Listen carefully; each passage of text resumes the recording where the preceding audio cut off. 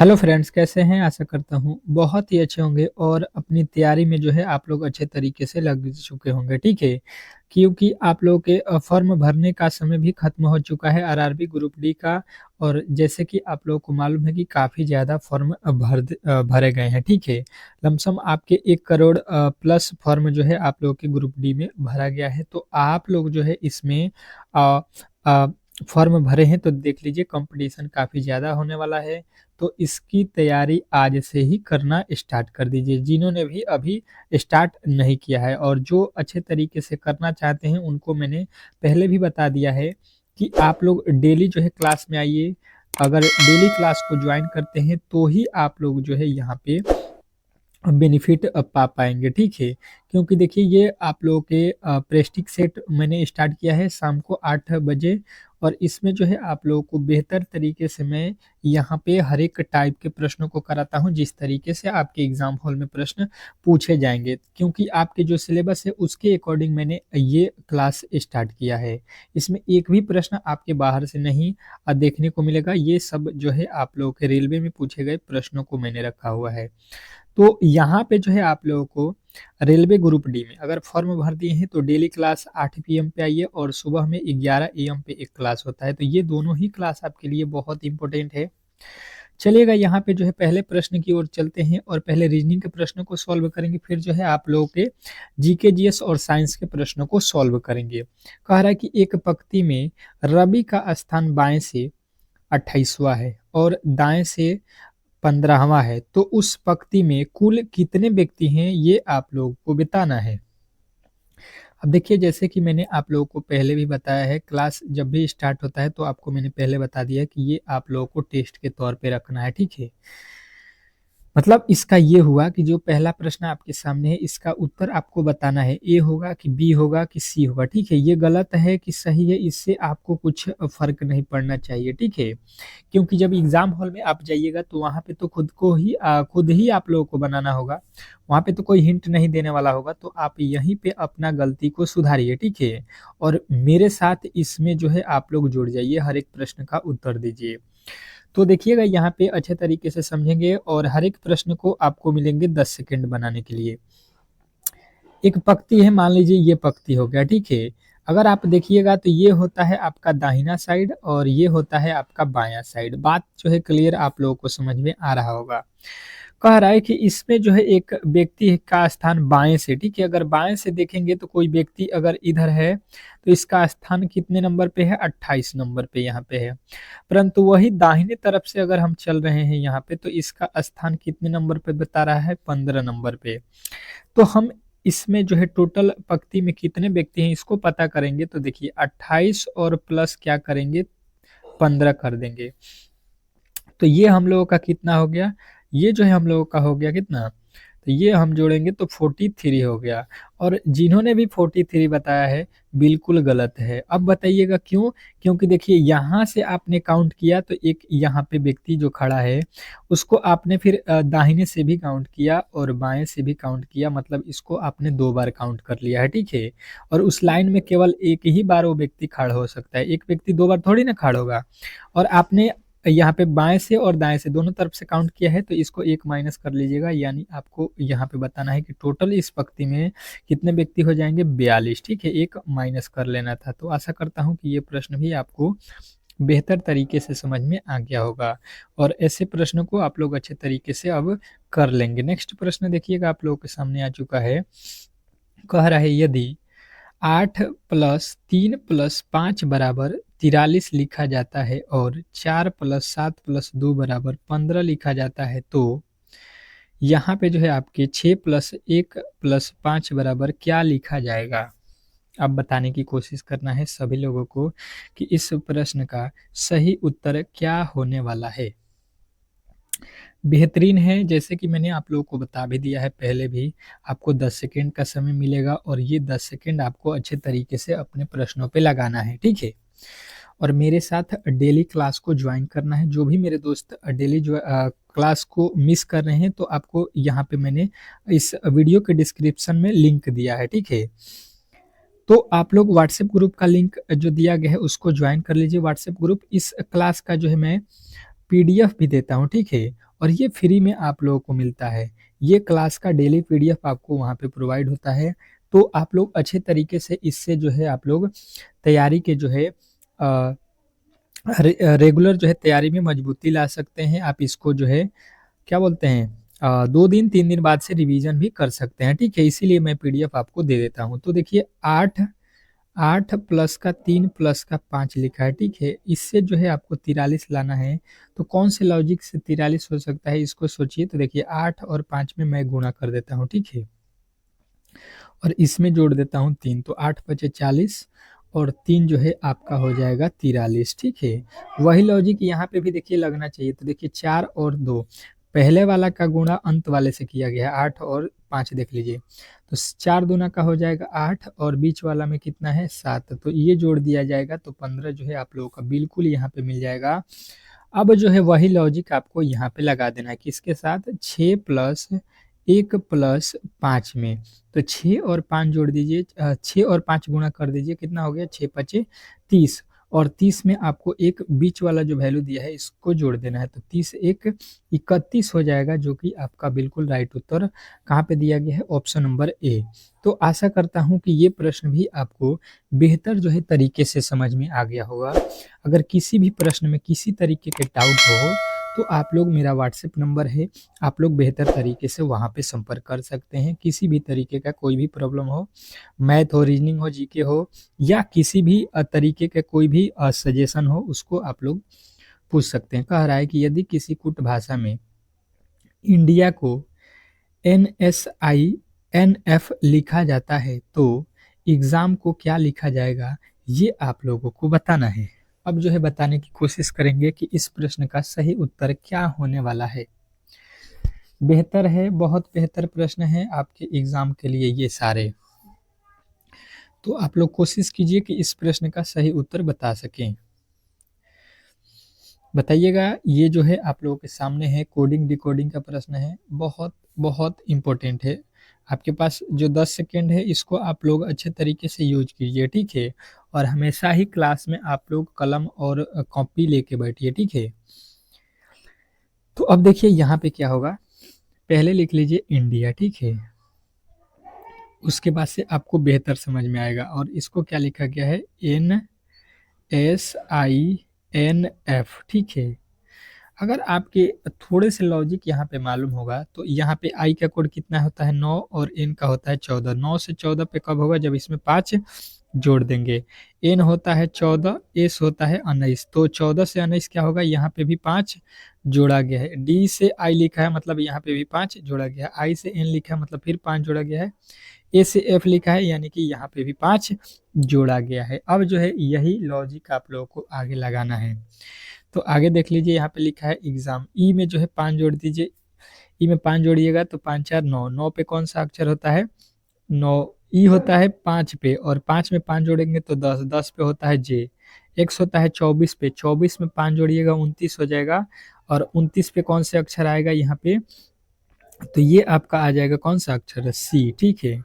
29, 24 5 कितना होता है? 29 और 29 पे कौन सा अक्षर आएगा?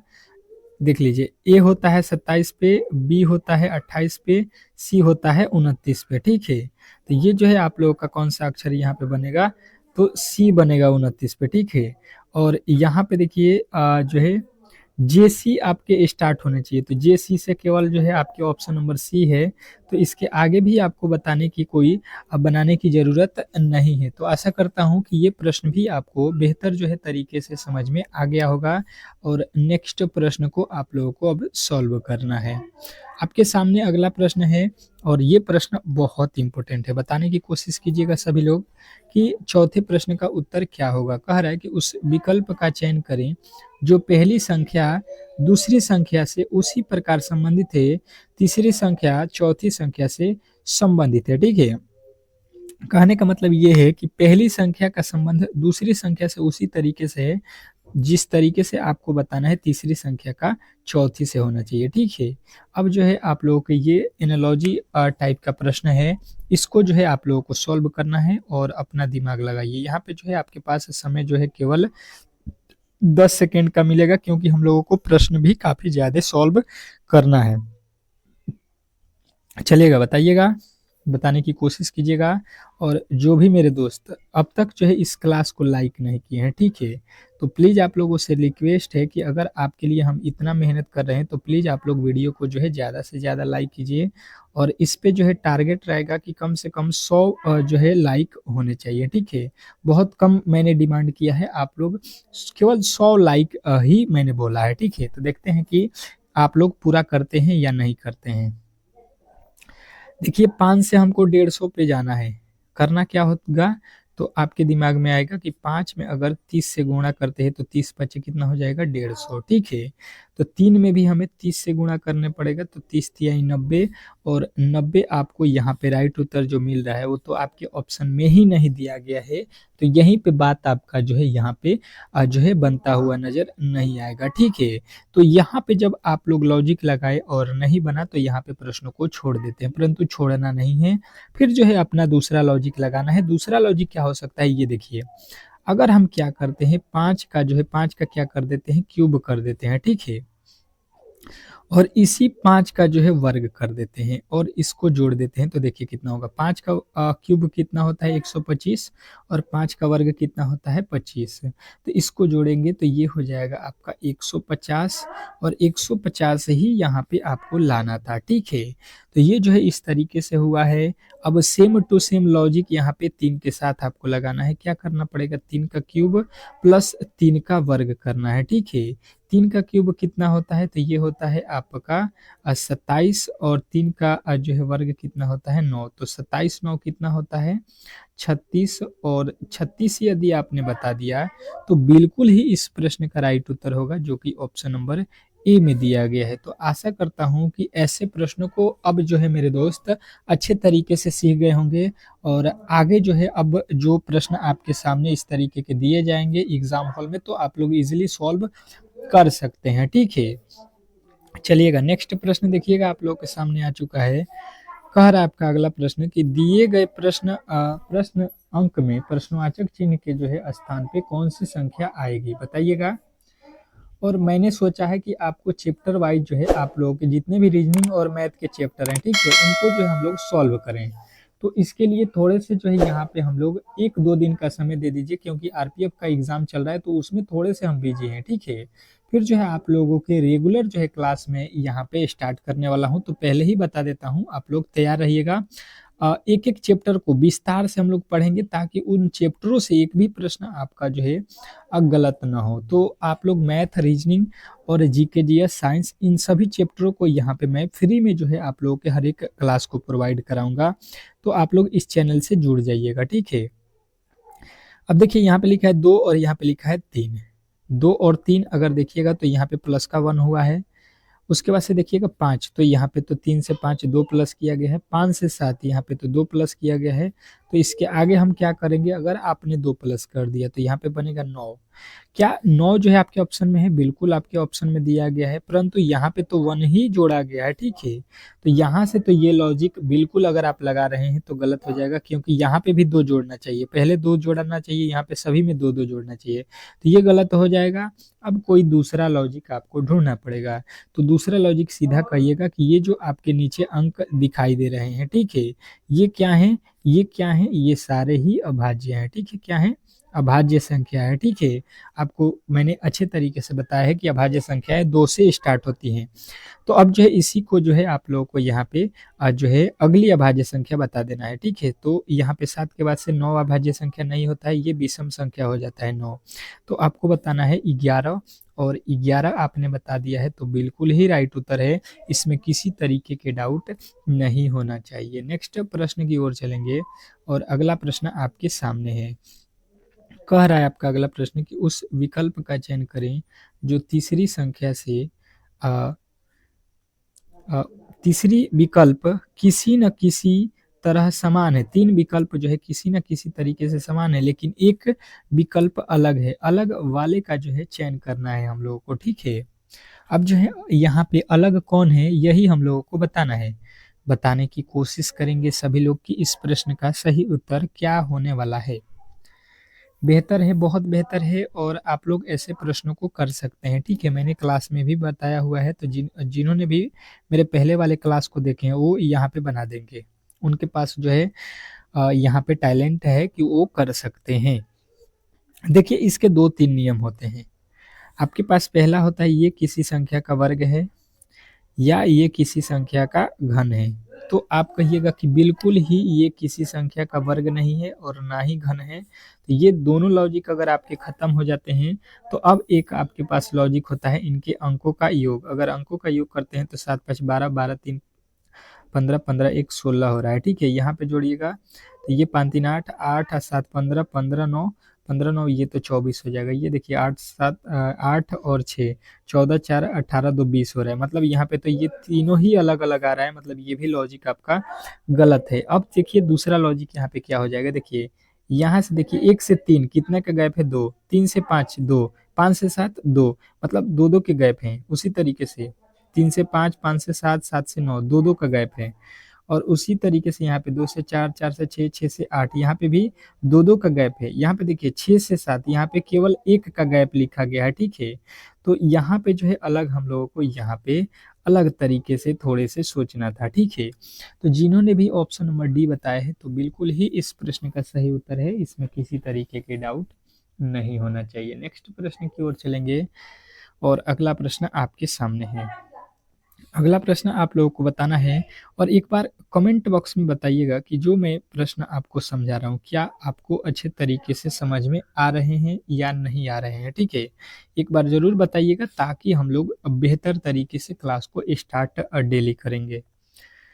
कह रहा है कि यदि ए को जो है प्लस और बी को जो है माइनस और सी को जो है भाग और डी का अर्थ जो है हम लोगों को गुणा का चिन्ह दिया जाए, तो ये जो आप लोगों के समीकरण है इसको सॉल्व करने पर क्या प्राप्त होगा? अब जो है बताने की कोशिश करेंगे सभी लोग कि जो है इस प्रश्न का सही उत्तर क्या होने वाला है।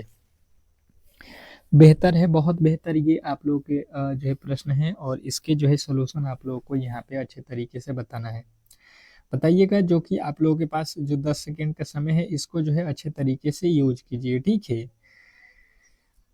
तो देखिए यहाँ पे होगा क्या, लिखा हुआ है 15, 15 जो है आप लोगों को लिख लेना है। उसके बाद से लिखा है सी, सी का अर्थ यहाँ पे देखिए भागा लिखा है तो भागा लिखिए 3। उसके बाद से डी लिखा है, डी का अर्थ यहाँ पे देखिए गुणा लिखा है तो 4 लिखिए गुणा में। फिर ए लिखा है, ए का अर्थ प्लस है तो प्लस लिखिए यहाँ पे। और क्या लिखा है, ए के बाद 2 लिखा है तो 2 लिखिए। फिर बी है तो बी का अर्थ क्या है, बी का अर्थ माइनस है तो यहाँ पे माइनस कर दीजिए 2, क्योंकि लास्ट में 2 है तो 2 हो जाएगा। अब जो है आप लोगों को इसी को सॉल्व कर देना है। तो देखिए यहाँ से सॉल्व कीजिए। तो पहले भागा का इसमें प्रक्रिया होता है, आपको मालूम है कि बोर्ड-मॉस के नियम लगाते हैं, ठीक है? तो 3 से 15 में भाग देंगे 5 हो जाएगा, उसके बाद से गुणे 4 है, फिर प्लस 2 है, माइनस का फिर 2 है। तो देखिए 2 में से 2 घटेगा, ये तो बिल्कुल आपके खत्म हो जाएँगे, ठीक है? और ये 4 बचे कितना हो गया 20। तो 20 जो है आप लोगों के राइट उत्तर हो जाएगा ऑप्शन नंबर ए। तो आशा करता हूँ कि ये प्रश्न भी आपको बेहतर तरीके से समझ में आ गया होगा। अब चलते हैं हम लोग अगले प्रश्न की ओर और अगला प्रश्न आपके सामने है। इस प्रश्न का जवाब सभी लोगों को देना है, देखिएगा। क्या लिखा हुआ है आप लोगों को अच्छे तरीके से यहाँ पे देखना है। यदि दर्पण को एक्स रेखा पर रखा जाए तो दिए गए प्रश्न आकृति का प्रतिबिंब कैसा बनेगा? अब देखिए आपके पास जो है यहाँ पे दर्पण है, ठीक है? यहाँ पे रखा गया है और यहाँ पे जो है आपके ये चित्र दिए गए हैं और इस तरीके से आपको यहाँ पे जो है चित्र रखा गया है, ठीक है? तो कह रहा है कि जब यहाँ पे हम दर्पण रख देंगे, ठीक है? इस चित्र के सामने जब हम दर्पण रख रहे हैं, तो इसका जो है प्रतिबिंब यहाँ पे किस तरीके से बनेगा, ये हमको बताइए। आपके पास 4 ऑप्शन जो है यहाँ पे दिख रहा होगा। इन चारों ऑप्शनों में से सही उत्तर कौन है, यही आपको चुनना है और आपके पास है 10 सेकंड का समय। तो बताइएगा कि इस प्रश्न का सही उत्तर क्या होने वाला है?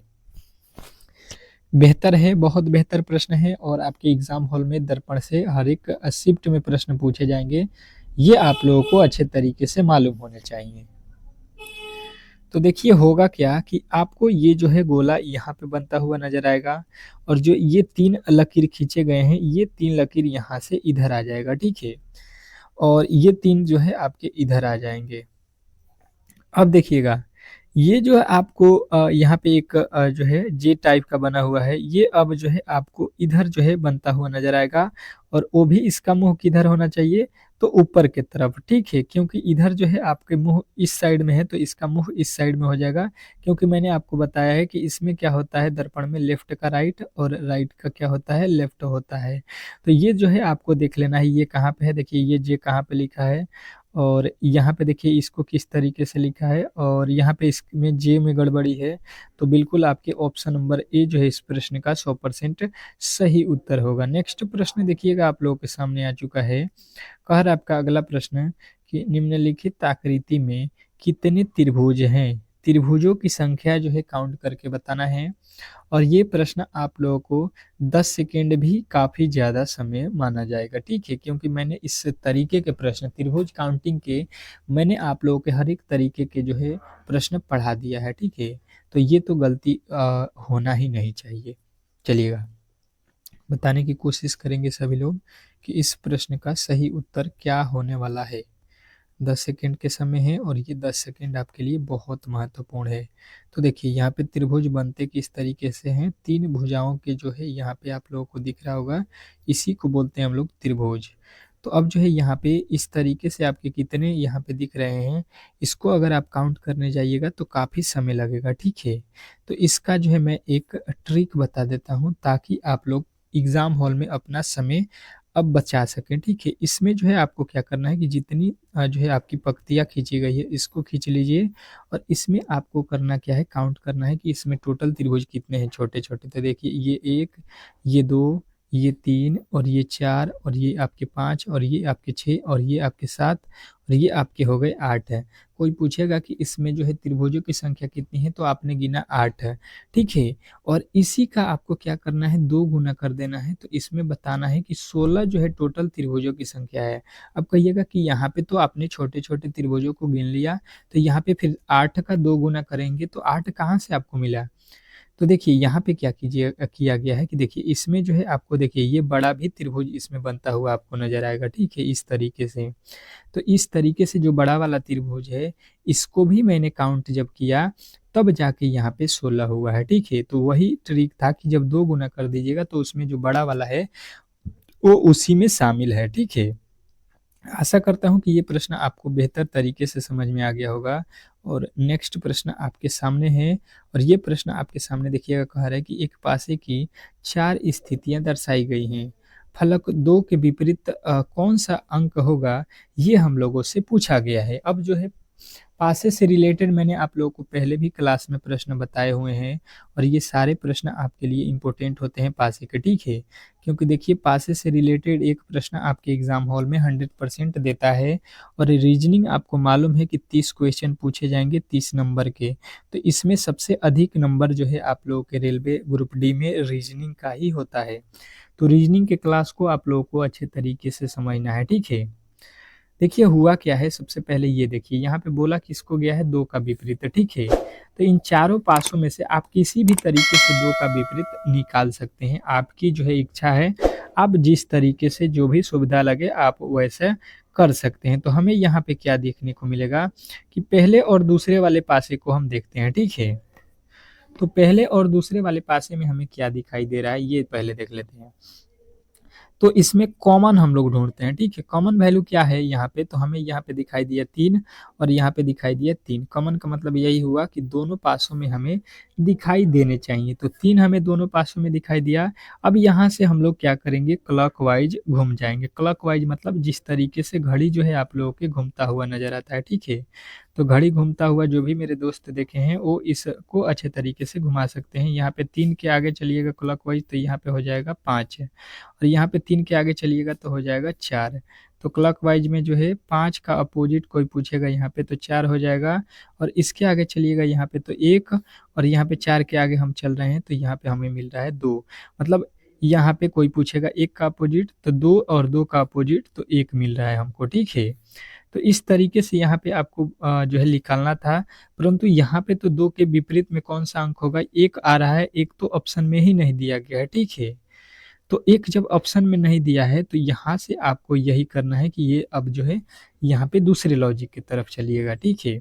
अब देखिए अगर यहाँ से देखिए इसको और इसको अगर आप देखते हैं तो क्या हो रहा है कि इसमें 2 नहीं है तो ये भी गलत हो जाएगा। अब देखिए यहाँ से इसको और इसको ले लीजिए, तो यहाँ पे क्या होगा कि यहाँ पे 3 है और यहाँ पे 3 है, ठीक है? और यहाँ पे 5 है और यहाँ पे 5 है, तो ये बचा हुआ 1 जो है 2 का विपरीत हो रहा है और यहाँ पे 1 जो है यहाँ पे 1 का जो है 1 का विपरीत यहाँ पे आपके 2 हो रहा है, तो 1 तो ऑप्शन में नहीं है। तो अब देखिएगा यहाँ पे इसको जो है किस तरीके से सॉल्व करते हैं। तो अब देखिए यहाँ पे क्या कीजिए, पहला वाला और तीसरे वाले को देखिए, यहाँ पे 2 मिल गया और यहाँ पे हमें 2 मिल गया, ठीक है? अब क्या करेंगे हम लोग कि यहाँ से देखिए ये 3 मिल गया और यहाँ पे 3 मिल गया कॉमन वैल्यू, ठीक है? तो हमें क्या बचा हुआ है 4 और 5, 4 और 5 जो है एक दूसरे के 4 और 5 यहाँ पे हमें अपोजिट मिला। तो कभी भी 4 और 5 जो है यहाँ पे 2 के अपोजिट तो नहीं हो सकते हैं, ये आप लोगों को मालूम हो गया, ठीक है? और 2 का अपोजिट 2 भी कभी नहीं होगा, यानी कि ऑप्शन नंबर सी जो है आप लोगों का राइट उत्तर है 6। तो 6 जितने भी मेरे दोस्त बताए हैं उनका ही ये प्रश्न सही होगा। अब चलते हैं हम लोग जीके जीएस के प्रश्नों की ओर और फटाफट से जो है जीके के प्रश्नों को आप लोगों को देखना है, ठीक है? चलिएगा जीके के प्रश्न स्टार्ट हो चुके हैं आप लोगों के सामने और 25 ठो जीके और साइंस के प्रश्नों को मिलाकर मैं यहाँ पे कराने वाला हूँ और इसमें से आपको कम से कम जो है टारगेट रखना है कि 10 ठो प्रश्न आपके जो है सॉल्व हो जाने चाहिए आपसे खुद से, ठीक है? और देखिएगा इसके पहले वाले क्लास में हम लोगों ने 25 ठो 1 से 25 तक के प्रश्नों को कंप्लीट किया था, ठीक है? यदि आपने उस क्लास को नहीं देखा है तो जाइए मेरे चैनल पे प्लेलिस्ट बना हुआ है, उसको अच्छे तरीके से देख लीजिए। कह रहा है कि किस महल को डच पैलेस के रूप में जाना जाता है? किस महल को डच पैलेस के रूप में जाना जाता है? तो आपको बताना है कि मट्टनचेरी महल को, ठीक है? मट्टनचेरी महल जो है आपके राइट उत्तर हो जाएगा ऑप्शन नंबर ए। नेक्स्ट प्रश्न कह रहा है यहाँ पे कि जो है लाहौर में क्या कह रहा है कि लाहौर में बादशाह बादशाही मस्जिद का जो है निर्माण किसने करवाया है? बादशाही मस्जिद का जो है निर्माण आपसे पूछा जाएगा तो आपको बताना है कि औरंगजेब ने कराया है, ठीक है? नेक्स्ट प्रश्न, अगला प्रश्न कह रहा है कि चीड़ का जो है उदाहरण है, चीड़ जो है किसका उदाहरण होता है, ये आप लोगों को बताना है। चलिएगा बताने की कोशिश कीजिएगा कि चीड़ जो है किसका उदाहरण होता है, तो आपके उत्तर बनेंगे अनावृत बीजी की, ठीक है? अनावृत बीजी जो है आपके राइट उत्तर हो जाएगा। नेक्स्ट प्रश्न, अगला प्रश्न देखिएगा, कह रहा है कि भारतीय संविधान की कौन सी अनुसूची नगर पालिका से संबंधित है? कह रहा है कि भारतीय संविधान की कौन सी अनुसूची नगर पालिका से संबंधित है, तो आपको बताना है कि 12वीं अनुसूची। नेक्स्ट प्रश्न कह रहा है यहाँ पे कि जो है फलों में निर्मित मनपसंद पेय रूह अफ़ज़ा का निर्माण कहाँ से होता है? तो आपके उत्तर यहाँ पे बनेंगे कि ये जो है हमदर्द जो है लेबोरेटोरी लेबोरेटोरी जो है आपके भारत से होता है। नेक्स्ट प्रश्न कह रहा है यहाँ पे कि जो है समतल दर्पण द्वारा बनाया गया प्रतिबिंब हमेशा कैसा होता है? समतल दर्पण द्वारा जो है बनाया गया प्रतिबिंब कैसा होता है? तो आपको बताना है कि ये जो है आभासी और सीधा होता है, ठीक है? Option number A. अगला प्रश्न कह रहा है कि हुसैन बोल्ट का जो है संबंध किस खेल से है? हुसैन बोल्ट का नाम आप लोगों ने सुना होगा, वो किस खेल से संबंधित थे आप लोगों को ये बताना है, तो एथलेटिक्स से संबंधित है, ठीक है? नेक्स्ट प्रश्न, फटाफट से जो है प्रश्नों के उत्तर आने चाहिए क्योंकि टाइम आपके लॉस नहीं करूंगा। विश्व में बास्केटबॉल को प्रसारित करने वाले अंतर्राष्ट्रीय संगठन का नाम क्या है? विश्व में बास्केटबॉल को प्रसारित मतलब विकास करने वाले बताने वाले लोग अलग-अलग प्रचार करने वाले ये कौन से हैं? तो आपको बताना है FIEBA, ठीक है? अगला प्रश्न कह रहा है कि लोकसभा में अविश्वास प्रस्ताव पारित होने पर किसे इस्तीफा देना पड़ता है? लोकसभा में अविश्वास प्रस्तावित पारित होने पर किसे इस्तीफा देना पड़ता है? तो आपके उत्तर बनेगा मंत्रिपरिषद को, ठीक है? नेक्स्ट प्रश्न, अगला प्रश्न कह रहा है कि जर्कोनियम का जो है परमाणु द्रव्यमान कितना होता है? जर्मेनियम का जो है परमाणु द्रव्यमान कितना होता है बताना है आप लोगों को, तो आपके उत्तर बनेंगे 91.22। ठीक है।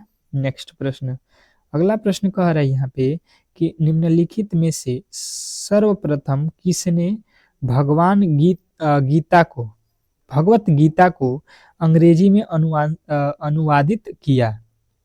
तो भगवत गीता को जो है आप लोगों को याद रखना है, चार्ल्स विल्किंस ने जो है अनुवादित किया था। नेक्स्ट प्रश्न कह रहा है यहाँ पे कि जो है निम्नलिखित में से किस वैज्ञानिक ने केवलर का जो है आविष्कार किया? तो ये आप लोगों को वैज्ञानिक याद रखना कि ये जो है आपके थे स्टेफनी लुइस क्लोवेल। नेक्स्ट प्रश्न देखिएगा आप लोगों के सामने आ चुका है, अंतर्राष्ट्रीय राजमार्ग 66 को जो है पहले किस नाम से जाना जाता था? तो राष्ट्रीय राजमार्ग जो है 66 को आप लोगों को याद रखना कि ये जो है NH17 के नाम से जाना जाता था। नेक्स्ट प्रश्न कह रहा है यहाँ पे कि जो है निम्नलिखित में से किस राज्य में खादी और जो है ग्रामोद्योग आयोग है? तो ये जो है आपके उत्तर बनेगा कि ये जो है गुजरात में है। नेक्स्ट प्रश्न देखिएगा आप लोगों के सामने आ चुका है, ड्रीम्स फॉर माई फादर पुस्तक के लेखक कौन है? तो आपके उत्तर बनेगा बराक ओबामा। नेक्स्ट प्रश्न देखिएगा आप लोगों के सामने आ चुका है, आजादी के बाद प्रथम राष्ट्रपति आय समिति का गठन कब हुआ था, कब किया गया? तो आपको बताना है 1949 में। नेक्स्ट प्रश्न देखिएगा आप लोगों के सामने आ चुका है, निम्नलिखित में से कौन सा अनुवाद सर्वोच्च न्यायालय की अनुषंगी शक्तियों से संबंधित है? तो आपके उत्तर बनेगा कि ये जो है आपके अनुच्छेद 140 से संबंधित है। नेक्स्ट प्रश्न कह रहा है यहाँ पे कि निम्नलिखित में से किसका गलनांक सबसे कम है? निम्नलिखित में से किसका गलनांक सबसे कम है? तो आपके उत्तर यहाँ पे क्या आएंगे? दिन का। ठीक है, टीन का। टीन जो है आप लोगों के राइट उत्तर होगा। नेक्स्ट प्रश्न कह रहा है कि निम्नलिखित में से कौन कैबिनेट मिशन योजना 1946 के मंत्री नहीं थे? तो ये कौन नहीं थे? तो आपको बताना है लॉर्ड वेवल। नेक्स्ट प्रश्न कह रहा है यहाँ पे कि निम्नलिखित में से किस भारतीय राज्य में लाई हराओबा उत्सव मनाया जाता है?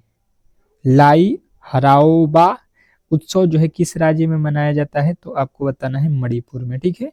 नेक्स्ट प्रश्न, अगला प्रश्न देखिएगा, कह रहा है कि तृतीय गॉल्स मैसूर युद्ध के जो है दौरान बंगाल के गवर्नर जनरल कौन थे?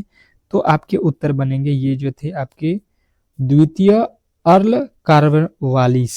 नेक्स्ट प्रश्न देखिएगा, कांच में से हरा रंग हटाने के लिए निम्नलिखित में से किस पदार्थ का प्रयोग किया जाता है? तो आपका उत्तर बनेगा यहाँ पे कि मैग्नीशियम डाइऑक्साइड का। ठीक है। नेक्स्ट प्रश्न, अगला प्रश्न कह रहा है यहाँ पे कि भारतीय क्रिकेट टीम के निम्नलिखित में से किस खिलाड़ी ने हैदराबाद में हार्टफुलनेस इंस्टीट्यूट में मुख्यालय के क्रिकेट स्टेडियम और जो है प्रशिक्षक केंद्र की नींव रखी?